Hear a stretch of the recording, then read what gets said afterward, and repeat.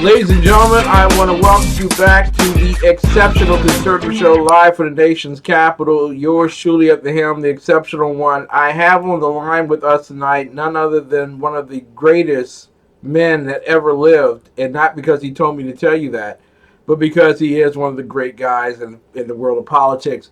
He certainly is a Pulitzer Prize nominee, Black Americans for a Better Future chairman, and he is also the host of the annual Trailblazers Award. Want to introduce some and present to others none other than Raynard Teddy Bear Jackson, named Teddy Bear by Bonnie Williams, the executive producer of TECN, and my bouncer in chief, Mary Brockman. Good evening, sir. Great to have you here. It is great to listen to you again. Yes, it is. You're one of the world's premier writers. And you are also... Yes, I am. Yes, you are. You are also one of America's great columnists. You have, what, over 1,500 places where your stuff is seen? So true, so true. You got a big event coming up. You want to make a big announcement tonight, and I couldn't think of a better time for you to do it than here on Wednesday night when we have in our chat roll Dave Milner, Mary Brockman, Bonnie Williams, Mrs. Biggs. Please tell me, what is that big event that's coming up for you in the month of February? Believe me, it's going to be so big. It's going to be so huge. Believe me, it's going to be the biggest, the best. Believe me, so true. And you know who's going to pay for it, Ken? Mexico. Mexico. 100%. Believe me, it's going to happen. Believe me, so true. So true. It'd be nice to get a fast check from Mexico, but I don't expect that to happen anytime soon. But, next month we're going to have a great event. This kind of fell in my lap, but a dear friend of mine, I've been on him, believe it or not, for over 15, 20 years to agree to do something like this, and he doesn't do a lot of public stuff, but finally, after begging, I think the Holy Ghost hit him, and he's finally agreed to it. So February 4th, from 11:30 to 1:30. It's going to be somewhere at the downtown D.C. hotel. I got my staff working on the location, but you all have invitations by the end of the week. And it's none other than my good buddy Haley Barbour, former chairman of the Republican Party, as well as two-time Mississippi governor. And what we're going to talk about is a conservative vision for civil rights in the 21st century.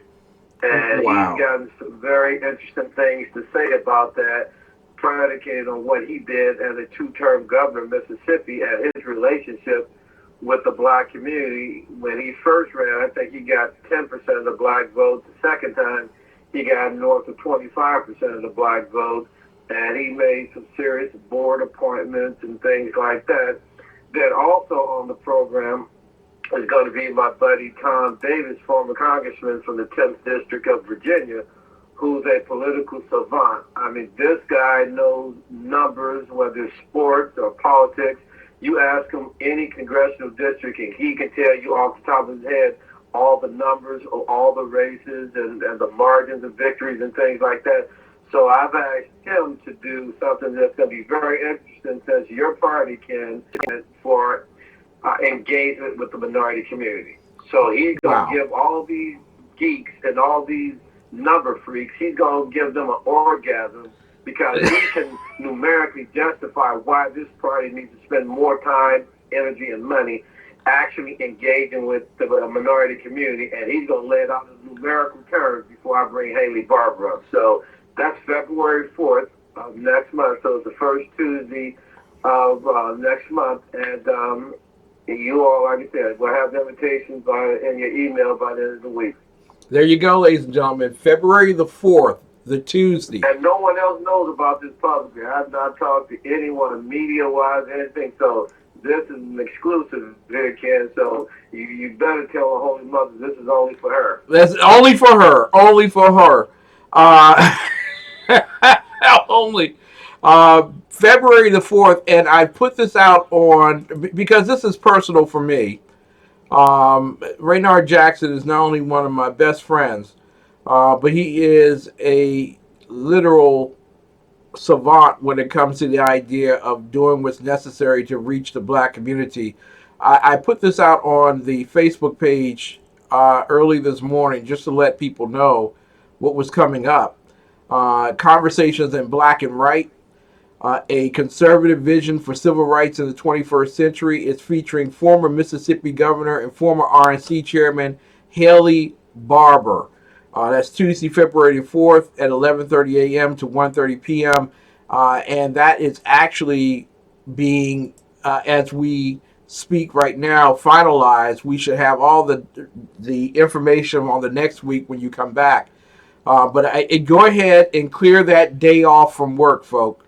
You know what y'all say. Y'all wait until the last minute, and then y'all counting up to send people inbox messages through Facebook saying, "I wish I could have made it. I just didn't have enough time." You got time. Go ahead and take the day off. You don't need to know where it is yet. All you need to know is what day it is. Tuesday, February the 4th, 11:30 to 1:30 p.m. Now, let me just go. Yeah, and let your folks know, Ken, that I'm probably going to keep this more on the intimate side. So once the invitations go out, people send in their checks. That's going to be their RSVP because we're going to have tons of media coming out to this event. And let's just say we're going to have a lot of other prominent political folks in the audience that's going to be blown away by this. And so I'm not going to spend a lot of time on the RSVP side of it.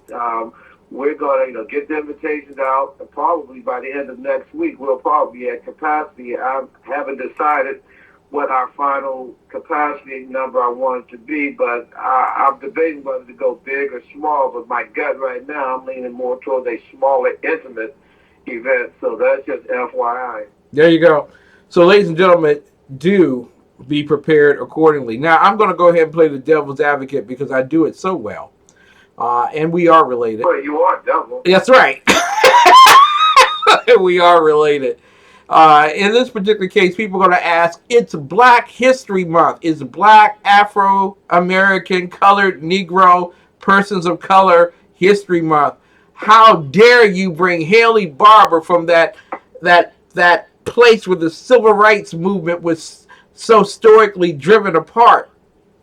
How dare you, because they have a Confederate flag on their state flag. How dare you, sir, talk about Haley Barbour? Well, that's very easy to rebut that. I'm going to put it to you this way, Ken. There's a lot of Black entrepreneurs who will go to bat for Haley Barbour based on his 8 years of being governor of Mississippi, as well as his 4-year chairmanship of the RNC, number one. And if anybody's ever been to my events, Ken, almost like pornography, there's always a happy ending at my event. We always go Asian. That's just a bad analogy. I always have surprises. So I don't do events, as you know, Ken, and any of your audience members who've been to any of my events. I just don't do events for the heck of doing an event. There's always got to be a takeaway and a call to action. And let's just say people will be pleasantly surprised about what's going to go on. But there's more to this that meets the eye. But again, if you're that interested about what that is, then you'll show up and see for yourself. Exactly. Now, Raynard, in terms of the GOP, we're all celebrating the fact that Donald Trump has been victorious, even though the House has not been on his side. He's done a great many things, accomplished much. And there are reports, and you were a part of a Breitbart, forgive me, Blackbart. Breitbart. You know what they do. Anytime they got to talk about black people, you only get brought onto the curvy couch where you're talking about crime, unemployment, welfare. They bring you in for your commentary, whatever. They don't bring you in there for Iranian affairs and stuff like that. So you were in an interview over the weekend, and there were those who were purporting that quite frankly, Donald Trump's going to run away with it because he already has 30% of the black vote. Got to ask you there, sir, is that true? And if not, why do you think it's not true? Well, of course, it's not true. Number one, and the reason why it's not true, that the difference can be between you going into a community of people and say, hey, would you go to a Beyonce concert? Most people say yes. I mean, regardless, I don't like her music, but regardless of that, she's a great entertainer and performer and an ultimate professional when it comes to that. So most people say, heck yeah, I'd go see Beyonce. But there's a difference between that question and you ask, oh, would you pay $500 to see Beyonce?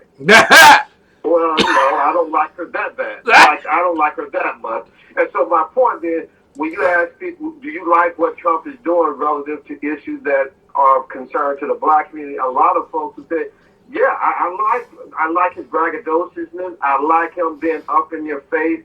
I like him not backing down. I like what he's doing for HBCUs. I like what he's doing for the black unemployment rate. So there's a difference between you asking a person that and will you vote for Donald Trump? Will you campaign with Donald Trump? Will you be seen at a Donald Trump rally? Totally different question. Mm-hmm. And so that's why I don't believe that 30-40%, because again, even though this president and administration has, I think, a really good story to tell relative to the black community, they don't have the right people around them to communicate effectively that story to the black community, and they don't have credible blacks around them to effectively communicate that story. But the factual side of it, they got a story to work with, it's just not being told properly. You know, there are those who say that, wait a minute, there are lots of black people that are out there who are promoting Donald Trump. You see them at the rallies. They're wearing T-shirts that say Black Voices for Trump or Blacks for Trump. And they move them about on the back of him so that it looks like it's twice as many. But I want to ask you in this regard, you make the comment that they don't have an impact on the black community, but you begin to hear more and more about mega events where blacks are coming out, and they had a big kickoff in Atlanta for a number of blacks that were there. So how does that transfer over to votes, per se, what you see on television and what transfers over to voting? It doesn't. That's the problem, Ken. It doesn't. It's the difference between, for example, based on today's standards on this Republican Party, because remember, the Republican Party are promoting blacks that not have ties to the black community or even the Republican Party, but they have Twitter followers, likes, and all that foolishness. Based on this standard, you wouldn't consider Dick Parson, who ran AOL Time Warner, a black Republican. You would not consider him an influential leader in the black community. Or Ken Chenault, CEO of American Express. Based on their standards, they would not be considered leaders. Or Dave Stewart in St. Louis. And you know why they wouldn't be considered leaders, Ken? They have a very minimal social media footprint, if any. They don't have all the social media. This is what this party is judging blacks by. How many tweets, followers, and likes do you have? Those are not the people who can move votes. I guarantee you, if Ken Chenault, Dick Parsons, or Dave Stewart were to come out and say to the black community, hey, I'm supporting this initiative, that initiative, the black community would fall in line. But I guarantee you, you got someone who's got 20,000 Twitter followers and all that, they can talk loud and absolutely say nothing. Robert Johnson is a Democrat who has endorsed Donald Trump, and and he has no social media followers. Yeah. He's not on Twitter, Facebook, Instagram, or none of that stuff. But he's got the ability to move more blacks with anything he says publicly than all these other social media stars. Now, this is the retort that you'll receive. Listen, black people are just voters for the Democrat Party, even though the Democrats in Virginia are trying to use the National Guard to take away their guns. black people don't care about that. They're willing to submit as long as they vote for a D. Why should the GOP even care? Why don't the GOP just concentrate on the immigration issue with Hispanics? That works a whole lot better, doesn't it? Well, okay, we tried that last December. You know what it's called? We got our butt kicked in that Louisiana governor's race because they tried that approach, and blacks are about 30% of the vote in Louisiana. Our Republican guy got 8% of the black vote. He totally ignored the black vote. He lost by 40,000 votes from the primary in November to the runoff in December. 40,000 additional black voters came out in New Orleans alone. Mm-hmm. That was the margin of defeat right there. So if he had gotten from 8% of the black vote up to like 10 or 11, he would be governor. So you keep ignoring blacks in states like Louisiana, North Carolina, South Carolina, Missouri, Tennessee, you're going to end up on the losing side of a gubernatorial race as well as the losing side of a presidential race. That's why, that's the affirmative argument for engaging. And you take a state like Virginia, why in the hell are you doing anything in Virginia? All the minorities that matter are in Northern Virginia. Those are black, Asian, Hispanic, and Indian entrepreneurs who are federal contractors whose companies are doing 30, 40, 50, 100, $200 million with the federal government. Those are the people who are the most open to a Republican message. Wow. But there are those who are sitting back saying, well, Raynard, gee, come on, guy. I mean, listen, we worked real hard. We got the numbers to show. Why don't you prove it? If you can prove it, then we'll do something. How does that work? Well, okay, good. Let's go to November 2018. All right, let's go back to September of 2018. I get a call from a guy named Ron DeSantis, who was a congressman from Florida. He had just won the Republican nomination for governor as a Republican. And he asked me to come down there to serve as his senior advisor because he really wanted to target the black community. We were polling at 2% in September 2018. We ended up getting 15% in November. So we went 13 points in 2 months. And I'll let you all figure out who's responsible for that. So we won by less than a percentage point, which means the black community was his margin of victory. Now, so if you want to be cynical, Ken, I can put it this way. Blacks may not help you win a race, but we sure the hell can help you lose one. There you go. You know, DeSantis ran on an issue that people, at least black women, cared about in their community. It seemed like he had his finger on the pulse, thanks to you, and that was school choice. It matters where you send your kids. But how come the GOP is holding rallies at this particular point? Why don't they go into Detroit and Dallas and Atlanta and Washington and Pittsburgh and New York and Los Angeles and say, you know what? What do you want for your child? A better life or the same life they've had under the Democrats for all these years? Whatever happened to the boldness of going into those communities and saying, what the hell do you have to lose? But no, that's the wrong question, Ken. Okay. We don't need to ask them what they want. What we need to do is highlight and showcase people in the black community in all those cities you listed who are already doing the damn thing. Mm-hmm. So we don't need to go out and rediscover the solution, Ken. There are people all over America in the black community who are providing solutions to problems in Baltimore, Chicago, Detroit, St. Louis. But when do you see Republicans elevating them, providing a platform, a platform for them to share their success stories? You don't. That's the issue. We know who the people are in the communities across the country who are connected to the grassroots, who are doing the damn thing, but they are not the buffoons that this party wants to highlight. And the people that are doing things and providing solutions are not Stephen Fetchit. Now, I will say, They're deep involved in the community, making things happen. now I will say this to you: whenever you pick a venue, it is a very apropos venue. It is near the White House. It's in a very nice swank area of a city.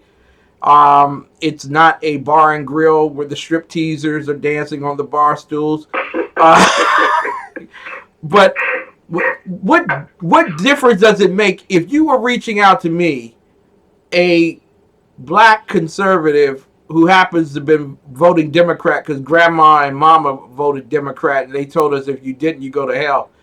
Um, what difference does that type of invitation make to making the conversion to becoming a Republican or voting consistently with Republicans? Put it to you this way, Ken.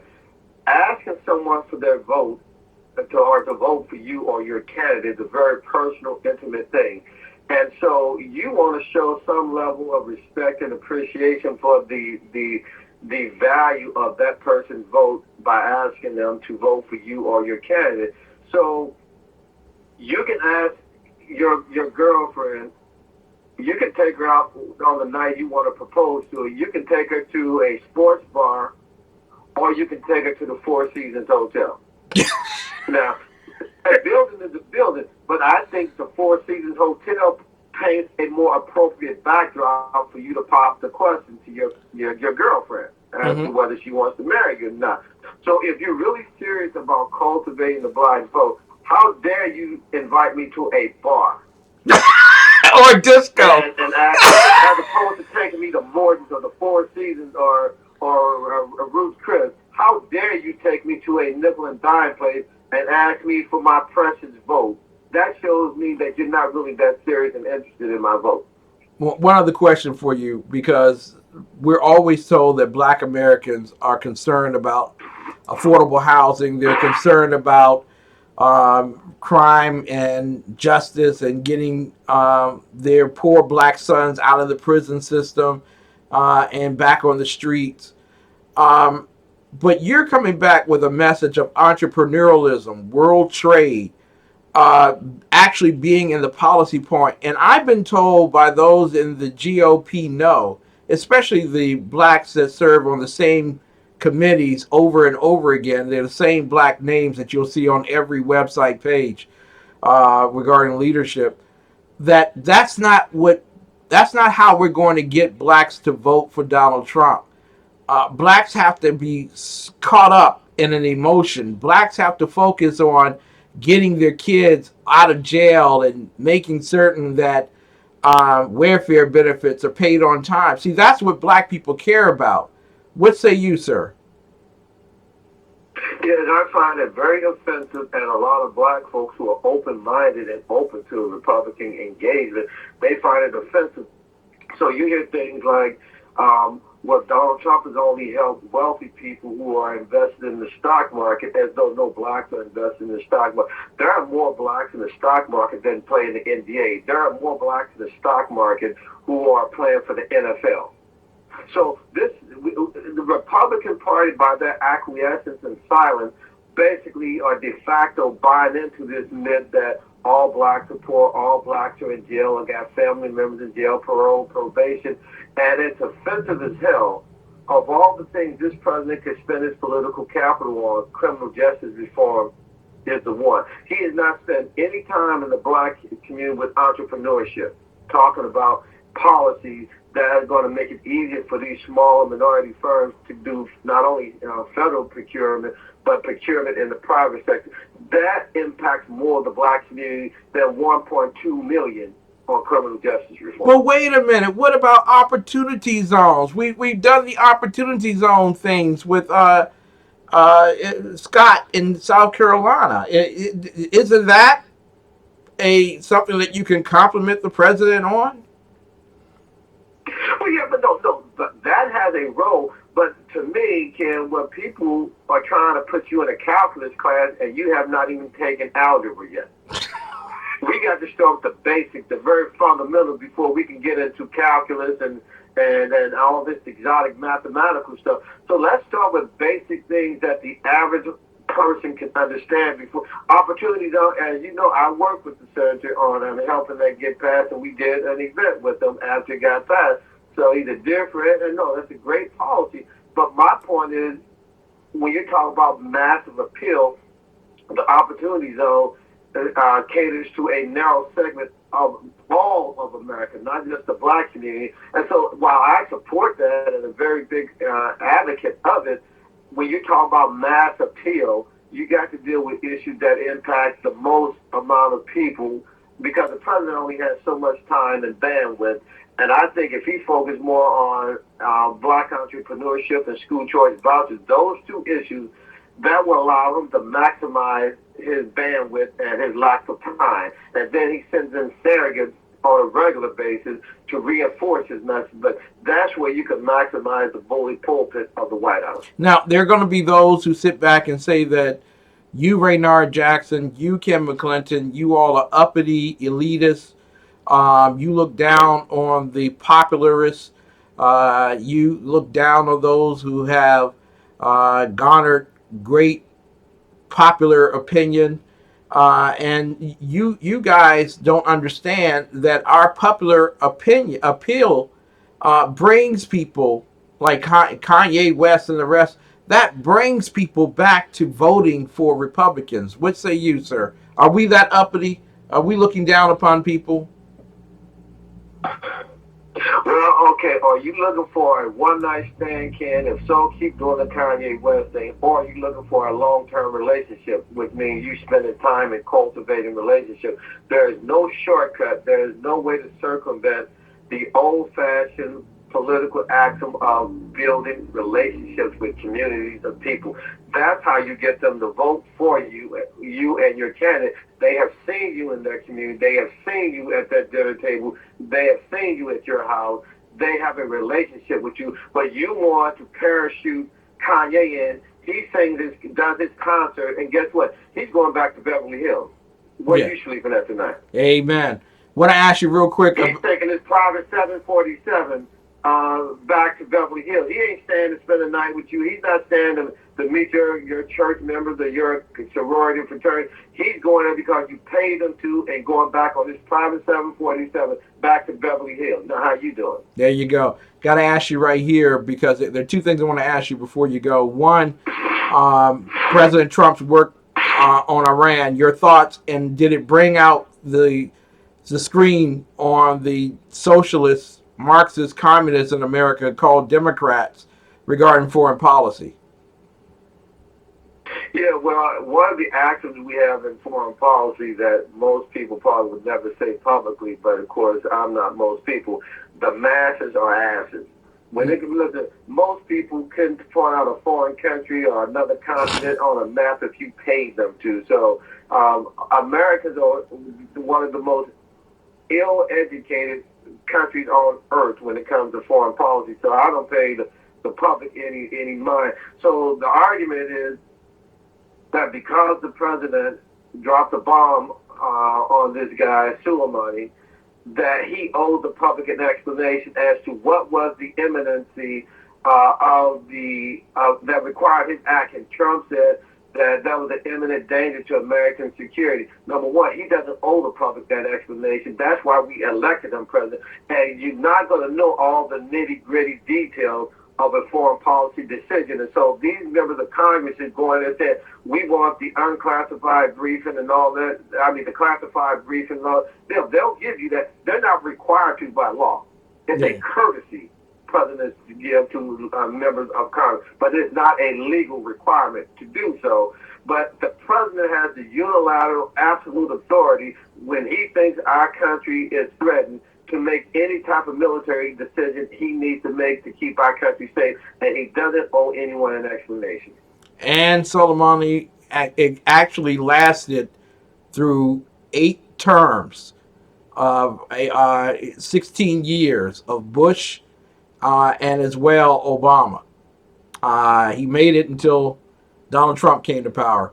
Ask you this last question: Black Americans for a Better Future.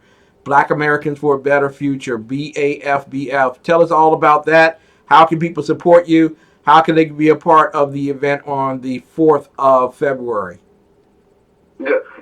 also, Ken, before I forget, obviously we normally do our Trailblazers in February. I think we're going to probably move the Trailblazers to June for all kind of reasons, and because we're going to tie it into the economic summit during the daytime and the Trailblazer in the evening time. So I think June is a better fit if we're going to add that economic piece. So folks who've been to, because we've done 7 of them, so we're going to get back on the Trailblazers in June. So we're just kind of rearranging the calendar on that. But Black Americans for a Better Future is the only 527 super PAC, and we have a sister organization, the C4 Black Americans for a Better Future Educational Fund, that's set up to get more blacks involved in the Republican Party. But we focus strictly on the black entrepreneur. So if you are in business or trying to get into business and you want to meet some serious, successful business people and be involved in policies that's going to make life easy for you as an entrepreneur, that's what we're all about. That's the legislation we support. All the events we target are dealing with targeting black entrepreneurs. There you go, ladies and gentlemen. Without any doubt, a man who understands what it means to actually get people not just to vote for you, but to include you in everyday life. None other than Raynard Teddy Bear Jackson. God knows we love you dearly. We thank you so much for being on the program, and we will see you next week with more information about the 4th of February. God bless you, sir. Okay, thanks so much, Ken. Always good to be on your show. Likewise, sir.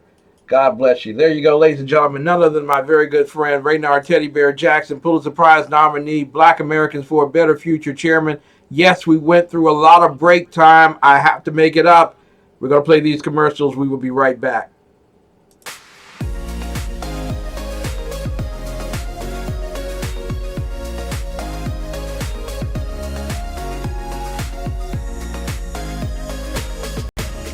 Good news for coffee lovers and Hawaiian Airlines